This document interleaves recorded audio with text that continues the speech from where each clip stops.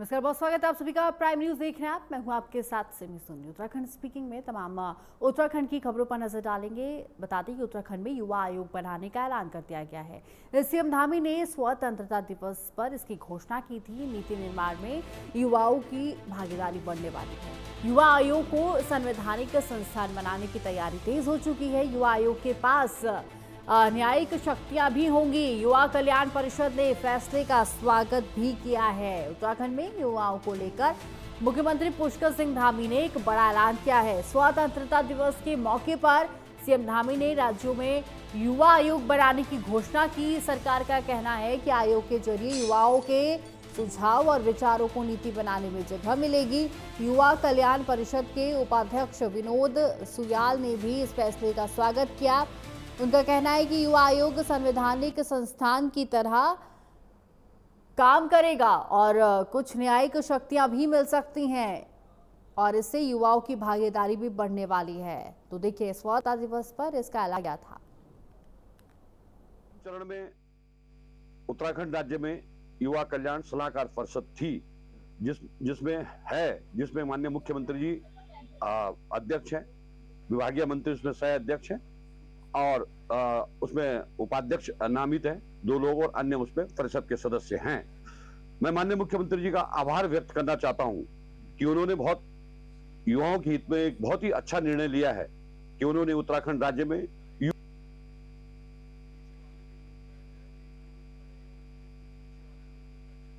जितेंद्र पेटवाल जुड़े हुए हैं। तो जितेंद्र, युवा आयोग बनाने की घोषणा तो हो गई है, लेकिन यह आयोग कब तक अस्तित्व में आएगा?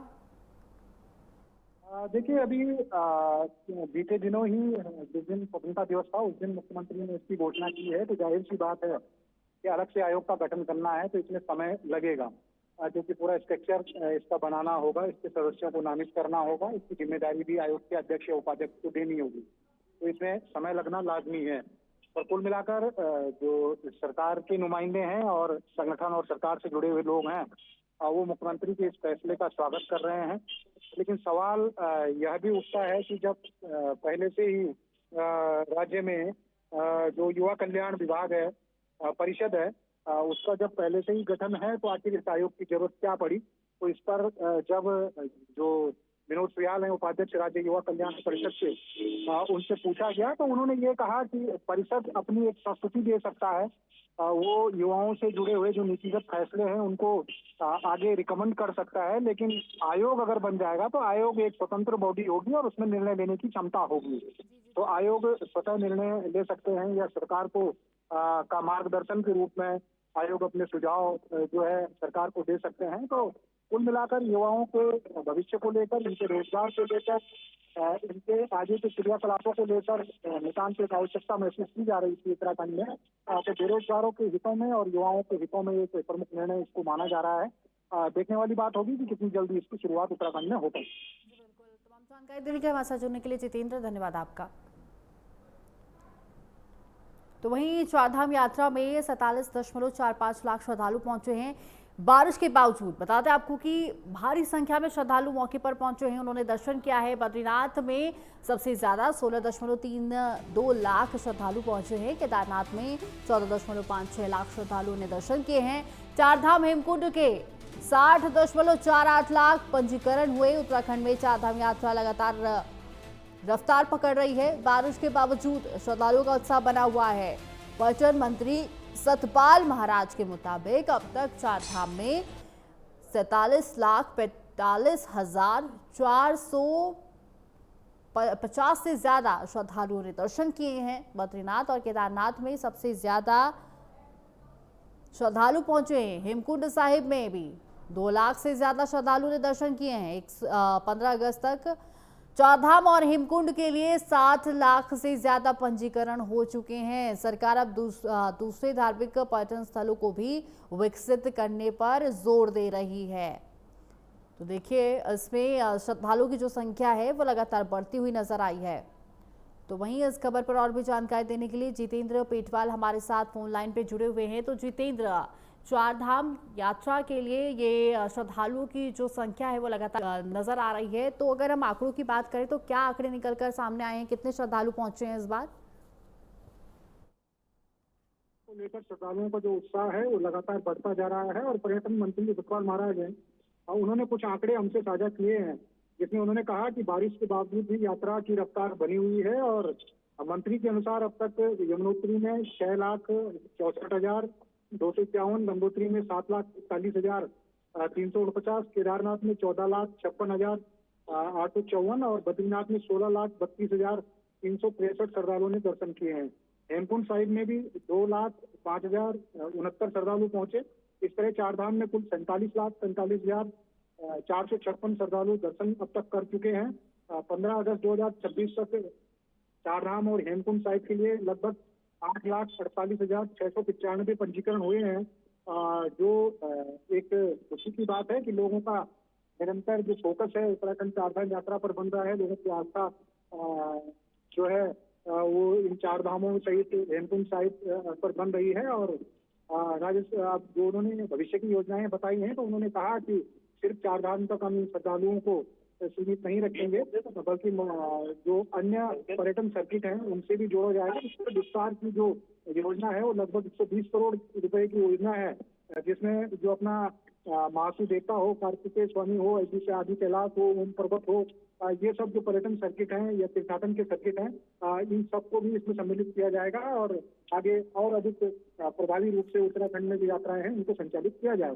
जी बिल्कुल, देखिए चारधाम यात्रा में जो श्रद्धालुओं की संख्या वो लगातार बढ़ती हुई नजर आ रही है। हालांकि बारिश होने के बावजूद आंकड़े जो है वो रुकने का नाम नहीं ले रहे थे। तो वहीं जितेंद्र हमारे जुड़ने के लिए, तमाम जानकारी देने के लिए धन्यवाद आपका। तो वहीं खबरों में आगे बढ़ेंगे। बीजेपी के शुद्धिकरण हवन को लेकर कांग्रेस मल्लिकार्जुन खड़गे के दौरे के बाद से सियासत तेज हो चुकी है। मंगलौर में कांग्रेस विधायक काजी ने भी बड़ी जनसभा की है। दलित समाज के कई लोग बीजेपी छोड़ कांग्रेस में शामिल हुए हैं। विधायक ने 2027 में बीजेपी सरकार हटाने का संकल्प लिया। एसआईआर को भी लेकर भी बीजेपी पर गंभीर आरोप लगे हैं। रुड़की से खबर बताए, हल्द्वानी में कांग्रेस अध्यक्ष मल्लिकार्जुन खड़गे दौरे पर थे और दौरे के बाद बीजेपी की ओर से कराए गए शुद्धिकरण हवन को लेकर कांग्रेस लगातार विरोध कर रही है। इसी कड़ी में मंगलौर में विधायक काजी निजामुद्दीन के नेतृत्व में दलित समाज के साथ जनसभा हुई। इस दौरान कई लोगों ने बीजेपी छोड़कर कांग्रेस का दमन किया, थामा है। तो वही कांग्रेस नेताओं और कार्यकर्ताओं ने 2027 के चुनाव में बीजेपी सरकार को हटाने का संकल्प लिया है। विधायक काजी निजामुद्दीन ने बीजेपी पर छुआछूत को बढ़ावा देने का आरोप लगाया। इसके साथ ही बता दें आपको कि झबरेड़ा विधायक वीरेंद्र जाति ने एसआईआर को लेकर बीजेपी पर भी निशाना साध दिया है। देखिए, लंबे समय से जब मल्लिकार्जुन खड़गे हल्द्वानी पहुंचे थे, उसके बाद से सियासत गर्म होती हुई नजर आई है। शुद्धिकरण के लिए आने वाले वक्त में जनता उतारू है। ये रामलीला मैदान हल्द्वानी में जो सन 2026 में हजारों साल पुरानी कुप्रथा को उन्होंने प्रदर्शित किया, आज आज़ादी के बाद सन 2026 में 21वीं सदी के 1/4 पार होने के बाद हमें छुआछूत जैसी कुप्रथा पर बात करनी पड़ रही है। ये हमारे लिए, पूरे देश के लिए अफसोस की बात है।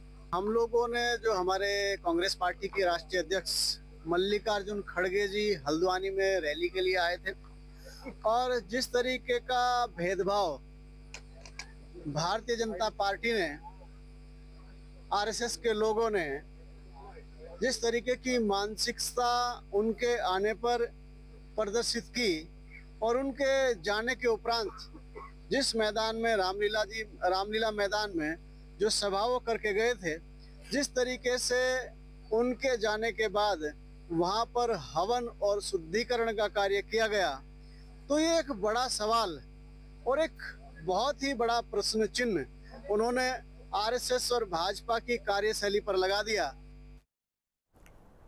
तो वहीं सीएम की घोषणा के तहत सर्किट हाउस बनकर तैयार है। डीएम मनीष ने भवन की गुणवत्ता का निरीक्षण किया है। सर्किट हाउस के पास हेलीपैड बनी व्यवस्थाएं उनकी परखी गई हैं। बारिश से हुए मिट्टी के कटाव को ठीक करने के निर्देश भी दिए गए हैं। कुमाऊनी स्थापत्य शैली में भवन बना है। पर्यटन और विकास को भी रफ्तार मिलेगा इसकी वजह से। हालांकि उत्तराखंड के चंपावत में मुख्यमंत्री की घोषणा के तहत भव्य सर्किट हाउस बनकर तैयार हो गया है। जिलाधिकारी मनीष कुमार ने मौके पर पहुंचकर भवन गुणवत्ता, फर्नीचर और दूसरी सुविधाओं का जायजा लिया। उन्होंने अधिकारियों को बाकी काम जल्द पूरा करने के निर्देश भी दिए हैं। डीएम ने सर्किट हाउस के पास बने हेलीपैड का निरीक्षण किया। बारिश से हुए मिट्टी के कटाव को ठीक करने के निर्देश दिए गए हैं। कुमाऊनी शैली में बना ये सर्किट हाउस चंपावत की सांस्कृतिक पहचान को मजबूत करेगा और पर्यटन को भी बढ़ावा मिलने की उम्मीद है।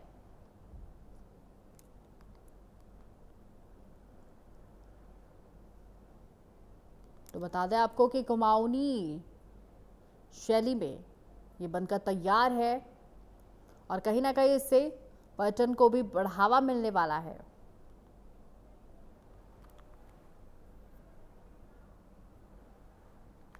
तो वहीं पूना बड़ागांव में भूस्खलन से हाईवे बाधित हुआ है। सड़क पर भारी मलबा गिर चुका है। मेरल लाल बाजार के पास भारी भूस्खलन हुआ है। ज्योतिर्मठ मलारी हाईवे पर यातायात पूरी तरह से ठप है। मलबा हटाने का काम लगातार जारी। तस्वीर को सामने आई, टीवी स्क्रीन पर तस्वीरें में दिखा दे। भूस्खलन हुआ, राहत बचाव कार्य जारी है। ज्योतिर्मठ मलारी हाईवे पर यातायात पूरी तरह से ठप है। आवाजाही रोक दी गई है। मलबा हटाने का काम जल्द शुरू किया जाएगा। तो ये ज्योतिर्मठ से खबर बता दे।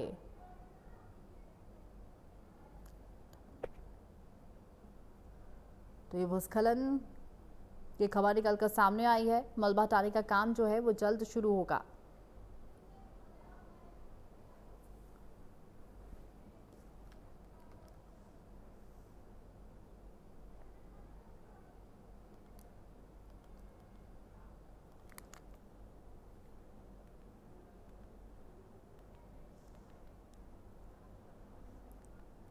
यातायात पूरी तरह से ठप है। मलबा हटाने का काम भी जल्द शुरू किया जाएगा।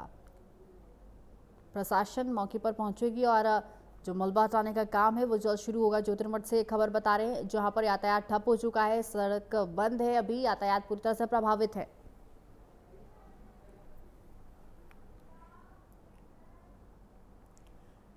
चंपावत के ककनई में बच्चों की सुरक्षा को लेकर प्रशासन गंभीर है। बच्चों के नदी पार करने का मामला वीडियो निकलकर सामने आया था, जिसके बाद प्रशासन ने मामले की जांच शुरू कर दी है। प्रशासन के मुताबिक बच्चों के लिए करीब 13 लाख रुपए की लागत से पैदल पुलिया पहले ही बनाई जा चुकी है। बारिश के दौरान बच्चों को नदी और गधेरे के रास्ते से जाने से मना किया गया है। वहीं पुलिया तक जाने वाले रास्ते तक झाड़ियों की सफाई की मांग ग्रामीणों ने की है।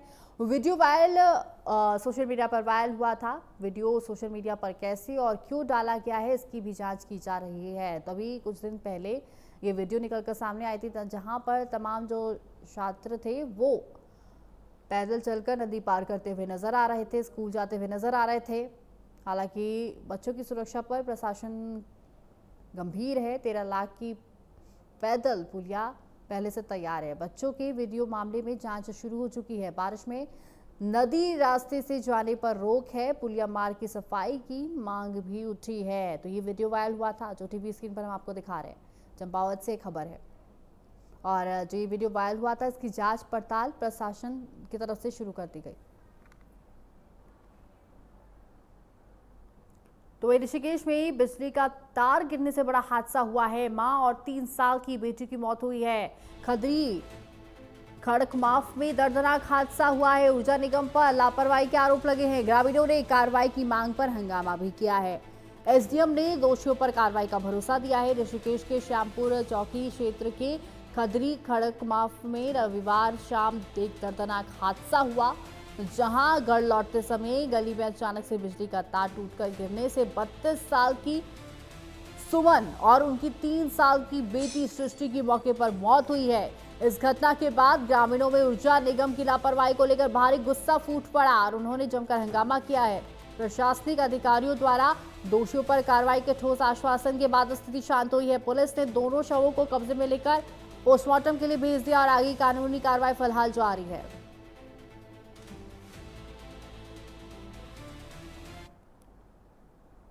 उत्तराखंड में आज बारिश आंधी का अलर्ट जारी किया गया है। कई जिलों में भारी बारिश की चेतावनी जारी कर दी गई है। 60 किलोमीटर प्रति घंटे के हिसाब से आंधी चल सकती है। हरिद्वार, नैनीताल समेत कई जिले अलर्ट पर हैं। देहरादून में 27 डिग्री तापमान रहेगा। मौसम विभाग ने सतर्क रहने की सलाह दी है। उत्तराखंड में आज भी बारिश का दौर जारी है। उधम सिंह नगर समेत 7 जिलों में भारी बारिश हो रही है। मौसम विभाग ने देहरादून और टिहरी में ऑरेंज अलर्ट जारी किया है। यहाँ कुछ जगहों पर तेज से बहुत तेज बारिश हो सकती है। बाकी जिलों में येलो अलर्ट जारी किया गया है। पिथौरागढ़ में भारी बारिश और लैंडस्लाइड की वजह से 23 सड़कें बंद हैं। वहीं इनमें चीन सीमा की ओर जाने वाले 2 सड़कें भी शामिल हैं।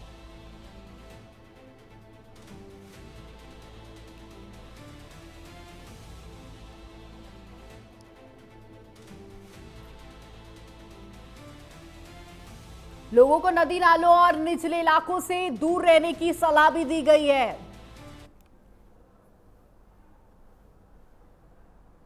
फिलहाल इस बुलेटिन में सिर्फ इतना है, लेकिन खबरों का सिलसिला लगातार जारी है। तमाम से बड़े अपडेट्स के लिए देखते रहिए प्राइम न्यूज़। नमस्कार।